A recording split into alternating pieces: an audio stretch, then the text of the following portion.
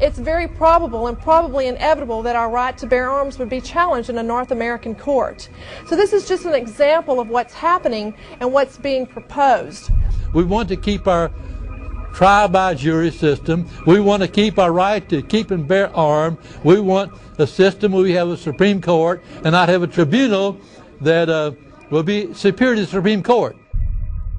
In 2005, Cintra, a Spanish-owned company, signed a secret agreement with the Texas Department of Transportation to erect toll roads on existing roads and to toll new roads that were completely paid for by tax dollars. There are people, believe it or not, in Texas who don't know what the Trans-Texas Corridor is. Right. TTC 69, which they'll have the environmental hearing starting this spring on, runs through my part of the state. And there are people over there who have no idea what's fixing to come in their backyard. TxDOT, an unelected state agency, claimed that the agreement with the foreign company was even secret from the Texas legislature. When the truth came out, newspapers across the state called for heads to roll politically. Cintra's response was to have its Australian subsidiary make its first U.S. newspaper buy. Every newspaper they bought was along branches of the Trans-Texas Corridor and had been critical of the toll road plan. The cost of 40 or 50 newspapers is nothing compared to the profits that'll be made. Just Phase 1 alone of the state toll road plan is estimated to raise more than $200 billion in just the first 15 years. And Texas is only a small part of the global panorama. A combine of transnational companies is aggressively consolidating public finance infrastructure worldwide, and the same interests are erecting a world government according to their rules. A literal wonderland of corporate corruption, where governments simply act as vacuum cleaners, sucking up the wealth and resources of the middle class and transferring it to offshore bank accounts, leaving behind a cultural and economic wasteland of easily managed slaves. The whole purpose about the North American Free Trade Agreement is not about trade, it's about control. Control of people. CAFTA is even worse. Control of people. It's not about trade, it's subsidized trade with taxpayers' funds. This thing started here. Right. And to save this country, we kill this damn thing here. To stop it here in Texas, we stop the New World Order right here in Texas. Polls consistently show that over 90% of the people are against the NAFTA highway systems and its toll roads. As the people learned of the threat, they got angry and took action. Our ranch is part of the original Spanish land grant, and I would love to not have to give it back to Spain.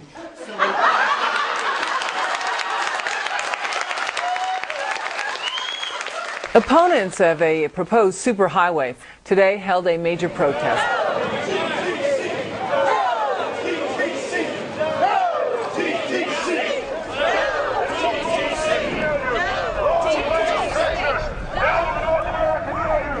A majority of Texas counties have voted to resist the plan for a North American Union and have vowed to block the construction of its infrastructure.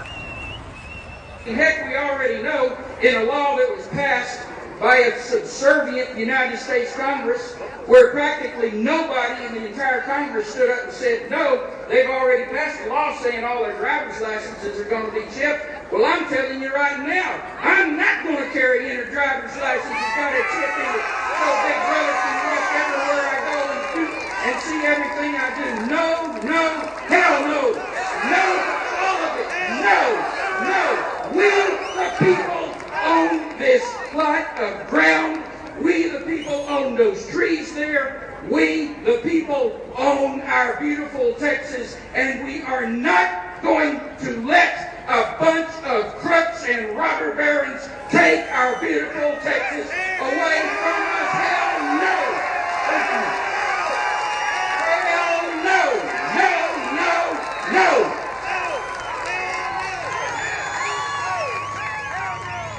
RFID tracker chips embedded in state inspection stickers and toll tags are already being used to track the population. The new system is also meant to control growth and steer development through so-called smart growth. smart growth, which is nothing more than an effort to bring control into the cities. You have the rewilding of America in the Wildlands Project, the Convention on Biological Diversity, which is to control our rural population. Toll roads on interstate highways nationwide are walling off exit ramps to small towns and rural communities, and are creating ghost towns by design. This trend is accelerating under the NAFTA highway system and is meant to rewild more than half the country. All of these things are designed to bring more and more control to bureaucracies rather than to the independent individual, the sovereign individual of this nation. What brought me into this whole discussion was the fact that while I was doing this multi-million-dollar research effort in the 1980s and early 1990s, I became aware of an agenda basically to lock up one half of the United States into wilderness corridors and reserves.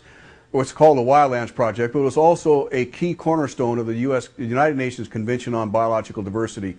It was during that study in which I began to realize that this was not an effort to protect the environment, but an effort to control you and I. They were dividing the United States up into little compartments in which they would rip out roads, which they would rip out whole communities and put them back in the wilderness. The federal highway system was designed by Pentagon war planners in the 1950s to serve as a rapid deployment conduit to move ground forces for the defense of the United States during invasion.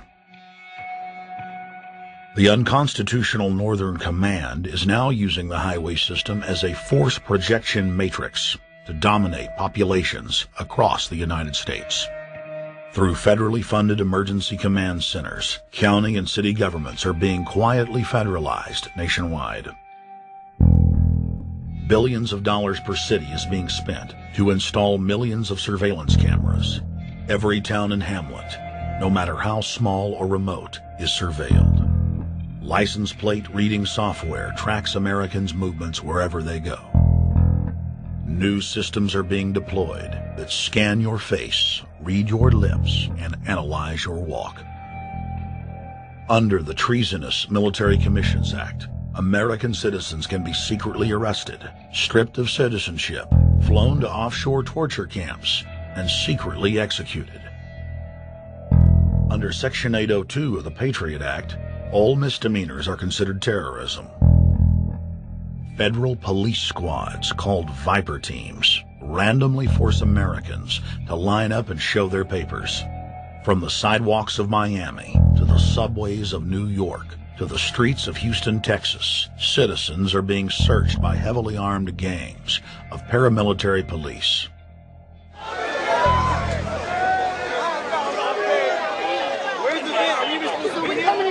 Come on, guys, come in. Yo, can you get that camera off of us, sir? Sir, can you get that United States First Amendment? All right, but you can get that camera. I'm saying get the camera out of my face. That's what I'm saying. You're on the streets of New York. So what does that mean? I'm saying get that camera out of my face. That's what I'm saying. It's a free country. Fuck wrong with It's a free country. Get this damn camera out of my face. Hey, this isn't Nazi Germany. There's no camera in your face. God. Hey, move to Russia, okay? Yo, besides, we can have cameras on the streets. I said get it out of my face. Your guy starts cussing at us out of the blue. I said get it out of my face. That's what I'm saying. It was never in your face.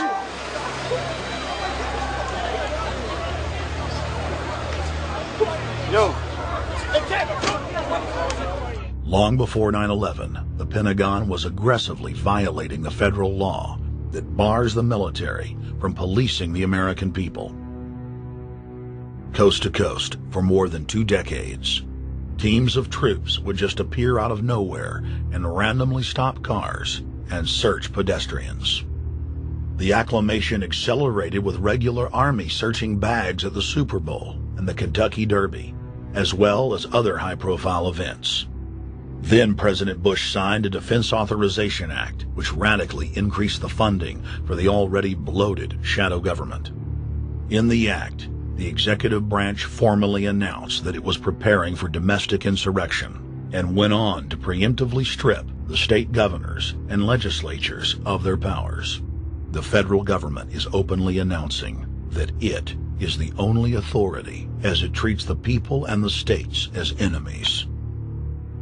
Then on May 9th, 2007, President Bush unlawfully granted himself new powers.